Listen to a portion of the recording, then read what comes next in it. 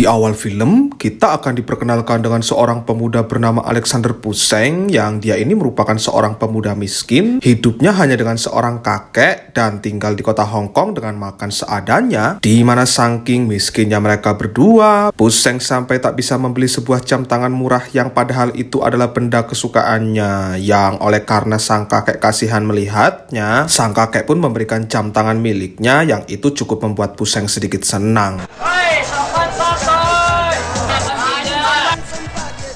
你個眼鏡爛咗，點解唔買個新㗎？先買個新眼鏡俾你。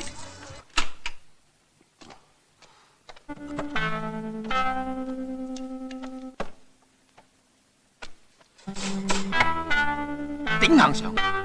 Berstatus sebagai warga Cina yang baru mendiami Hong Kong selama 2 hari, ternyata membuat Puseng kesulitan mencari pekerjaan yang hal tersebut didasarkan karena Puseng tak punya identitas Hong Kong. Nah, karena tak ingin menyerah begitu saja, Puseng pun terus memikirkan kira-kira apa yang bisa menghasilkan uang, dan saat itulah ia mendapat ide ketika melihat penjual jus jeruk, lantas tanpa pikir-pikir dia pun mengajak sang kakek, tapi sang kakek menolak karena tak punya izin usaha, di mana meskipun sang kakek menolak, Puseng tetap kekeh ingin mencobanya. Dan untuk masalah mesin sendiri, Puseng pun menjawabnya dengan mempraktekkan di hadapan sang kakek langsung, dan rupanya cara memeras itu ia dapat saat berlatih kungfu di Cina sana, yang karena melihat itu akhirnya sang kakek setuju untuk mau membuka usaha ini, dan begitu usaha tersebut dibuka, lantas mulai banyak orang yang membelinya. Di situ muncul seorang pria bernama Tuan Ho yang langsung tertarik dengan kemampuannya, yang di sini Tuan Ho juga mentraktir semua orang untuk minum jus jeruk tersebut, dan saat akan mengembalikan uang kembalian, Puseng langsung terkejut saat melihat jam tangan digital milik Tuan Ho dan ia ingin sekali memilikinya.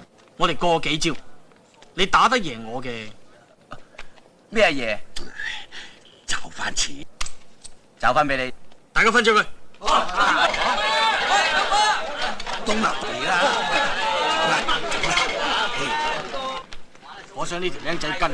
Merasa tertantang dengan apa yang diucapkan Tuan Ho, Puseng mendatanginya untuk menantangnya berduel, dan saat itu terjadi pertarungan sengit yang tentu saja dengan mudah bisa dimenangkan olehnya. Tapi begitu melihat kondisi jam digitalnya, ternyata jamnya telah rusak karena ikut dibawa bertarung tadi, dan di sini Puseng jelas marah karena merasa ditipu. Yang ketika melihat itu, bosnya Tuan Ho langsung menenangkan dan siap mengganti jam yang lebih bagus dari jam yang dimiliki Tuan Ho dengan satu syarat, asalkan Puseng mau membantu menyelamatkan keponakannya yang kebetulan diculik oleh sekelompok gangster. Dengan tekad kuat ingin sekali memiliki jam tersebut, esoknya Puseng langsung mendatangi kediaman para gangster yang dimaksud, dan dengan kemampuan kungfunya, ia sukses mengalahkan para gangster sendirian dan akhirnya berhasil juga menemukan di mana keponakannya itu dikurung. Akan tetapi saat akan membawanya keluar, wanita itu menolak karena ternyata dia bukan keponakannya bosnya Tuan Ho, karena fakta yang terjadi sebenarnya, bosnya Tuan Ho juga adalah gangster, dan wanita yang kita sebut saja Karahui ini ternyata diperebutkan kedua gangster karena hendak dijual sebagai wanita PS koi. Alhasil,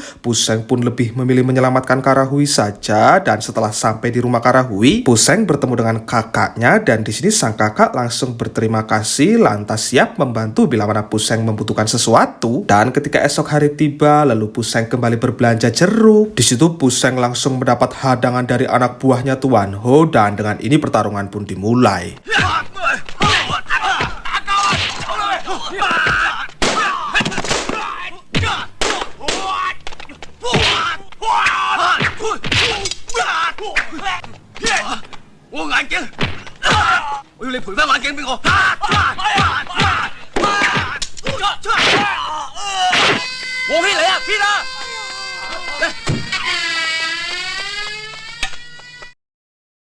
Karena sudah berani membuat anak buahnya terluka, Tuan Ho pun langsung menghajar kakeknya Puseng, dan itu membuat Puseng emosi lalu menemuinya, yang di sini Puseng ditenangkan dan Tuan Ho meminta maaf, tapi Tuan Ho diam-diam menyelipkan narkoba lalu melaporkan Puseng ke polisi, dan setelah dilakukannya pemeriksaan, lantas didapatlah bukti narkoba tersebut di sakunya. Puseng pun memilih kabur lalu pergi menemui kakaknya Karahui untuk meminta bantuan, dan pada akhirnya Puseng akan dibawa kabur ke Amerika sana karena kebetulan kakaknya Karahui ini adalah seorang pelayar dan ia dijadwalkan akan berlayar ke San Francisco dalam waktu dekat ini. 去咗美國咧，要生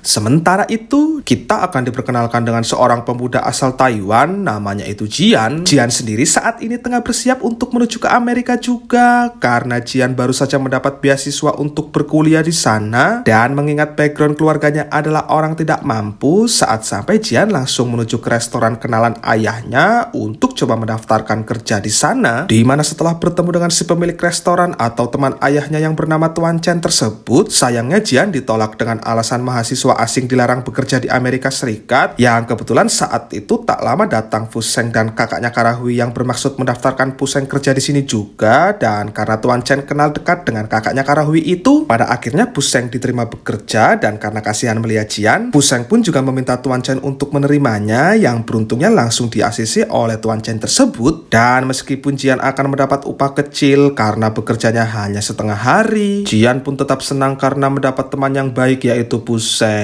Dan setelahnya kakaknya Karahui pun pamit untuk pergi ke kapal lagi. Lantas setelahnya mereka berdua pun langsung balik ke restoran untuk beberes tempat istirahat.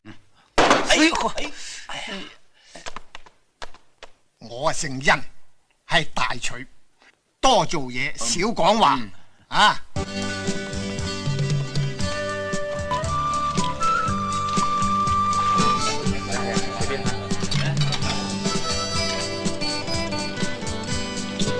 台灣佬，同我攞把蝦米嚟啊！2杯橙汁啊 ！OK。Adegan berpindah dan kita akan diperkenalkan dengan sekelompok gangster berlabel kungfu, namanya itu Harimau Hijau. Harimau Hijau sendiri dipimpin oleh seorang pria bernama Hosang, dan kelompok mereka ini merupakan pemegang keamanan sebagian wilayah di Chinatown AS ini. Dan mereka juga punya saingan sesama gangster Cina, namanya itu Naga Putih. Di mana saat Hosang masih enak-enakan dengan pacarnya itu, ia kedatangan tamu yang ternyata adalah Tuan Ho. Dan usut punya usut, ternyata mereka ini satu naungan alias satu bos. Dan kedatangan Tuan Ho kemari sendiri, Tuan Ho diminta mencari seseorang yang bernama Tai Kim, yang tujuannya sendiri masih belum diketahui. Dan setelah dari perbincangan mereka berdua itu, scene langsung dipindahkan lagi dan kita akhirnya diperlihatkan sosok Tai Kim itu sendiri, yang saat ini anak buah Tai Kim tengah membunuh salah seorang pria. Yang di sini timbul pertanyaan, siapa kira-kira sosok Tai Kim ini? Kenapa kok Tuan Ho sampai mencarinya ke Amerika? Sabar, nanti semua akan terjawab. 明天早点起来，别叫人催。哦。哎呦我！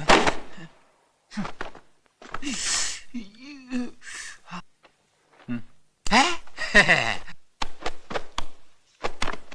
Dan saat esok hari kembali datang, Fuseng yang tengah melaundry pakaian bosnya dan masih asik mengobrol dengan si pemilik laundry, tiba-tiba dikejutkan dengan kemunculan gerombolan Hosang. Dan saat itu gerombolan tersebut memalak tempat laundrynya, yang ternyata tempat kerja Fuseng pun juga dipalak. Dan karena tak ingin membiarkan itu terjadi begitu saja, Fuseng pun pada akhirnya bertindak. Dan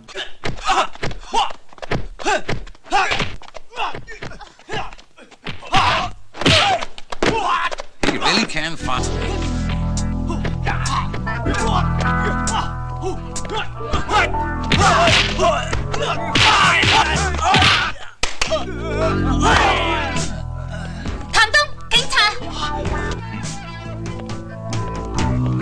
Nah, setelah kabur dari polisi itu, di tempat kerjanya sendiri Tuan Chen saat ini sudah kena palak, dan Jian juga mendapat intimidasi namun dilarang melawan karena Tuan Chen beralasan takut bisnisnya dihancurkan. Hingga sesaat Fuseng muncul dan mendengar semua ocehan mereka tersebut, Fuseng memilih tak mendengarkan bosnya, lantas tanpa pikir-pikir langsung menghajar mereka semua. Dan imbasnya, Fuseng harus diusir dan dipecat karena Tuan Chen takut bisnisnya akan mendapat masalah. 我唔准你再入嚟我間餐館。點解啊？佢哋去 report 移民局㗎，你冇罪啊！我收留你，我好，我攞嘢走。嗱，我而家俾多個月人工你。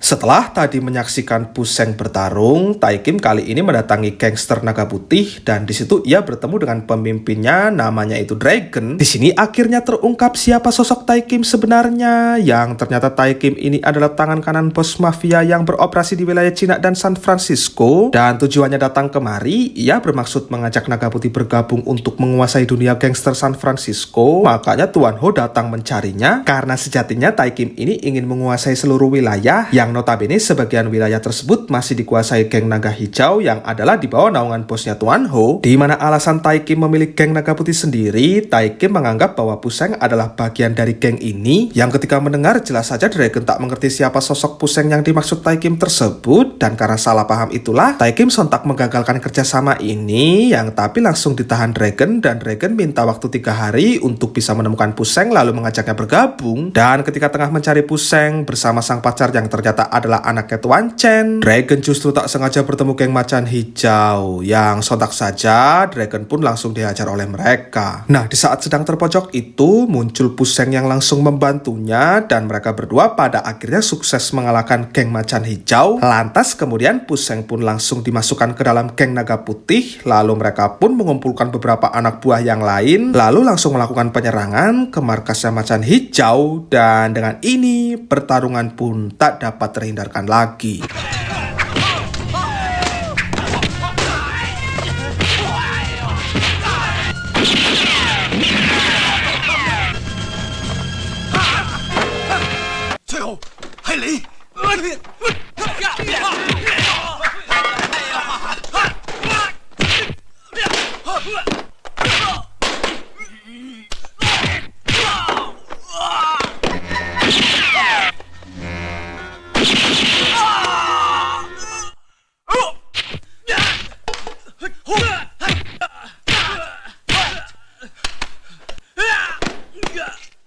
Sejak saat itu, nasib Puseng berubah total jadi kaya raya, dan Puseng kini juga memegang bisnis Hosang yang kosong kekuasaan tersebut. Lantas ia mulai memperbaiki segala sesuatu untuk hidupnya, dan tak lupa mengirimkan oleh-oleh ke si kakek, yaitu sebuah kacamata yang jumlahnya lumayan banyak. Sementara di satu sisi nasib sahabatnya saat ini masih sama-sama saja, dan bukannya makin maju, Jian justru terpengaruh rekan kerjanya untuk menggunakan narkoba dengan alasan tak fokus belajar karena terus-menerus bekerja yang akhirnya ngantuk.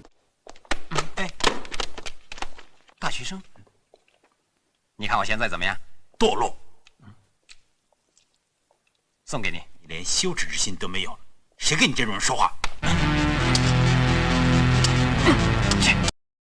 Singkat cerita, esok hari pun tiba. Karena masih terfikirkan atas perubahan temannya itu, Puseng memutuskan datang ke restoran dan diam-diam memberikan uang tambahan untuk gajinya Jian, dan Tuan Chen juga diminta agar Jian dikurangi jam kerjanya, karena sejatinya biar sudah brengsek seperti ini, Puseng tetap peduli akan pendidikan kawannya tersebut. Nah, disinilah Puseng akhirnya diberitahu bahwa Jian akhir-akhir ini kerap memakai narkoba, dan sontak saja hal itu membuat Puseng jadi merasa bersalah, karena sejatinya pemasok narkoba adalah gengnya sendiri. Untuk kemudian Puseng pun mengambil keputusan mengejutkan dengan menggagalkan semua transaksi narkoba gengnya sendiri, di mana tindakan yang dilakukan Puseng tersebut jelas saja membuat Dragon dan Taikim emosi berat, yang oleh karena tak ingin membiarkan Puseng terus-terusan menghancurkan bisnisnya ini, mereka pada akhirnya pergi mencari Puseng. Tapi Puseng justru datang setelah mereka pergi, dan ia akan memberantas semua gangsternya tersebut, yang diawali dengan akan membunuh Taikim, dan dengan ini pertarungan pun dimulai.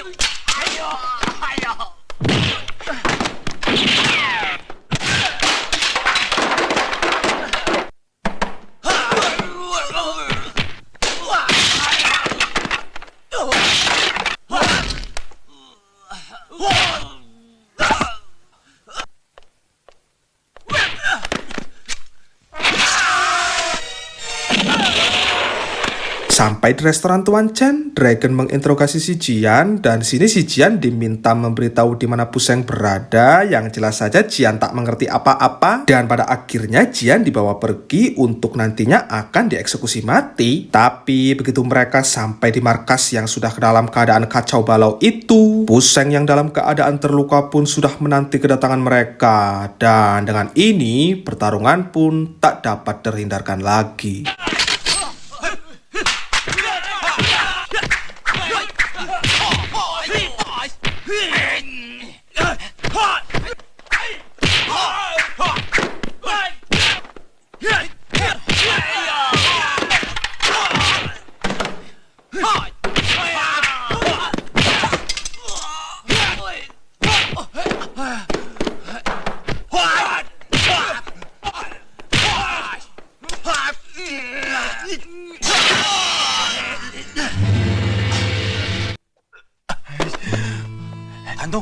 你快走，我送你到医院去。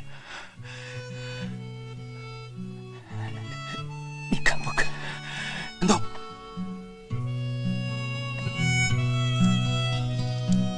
Dan setelah itu film pun tamat.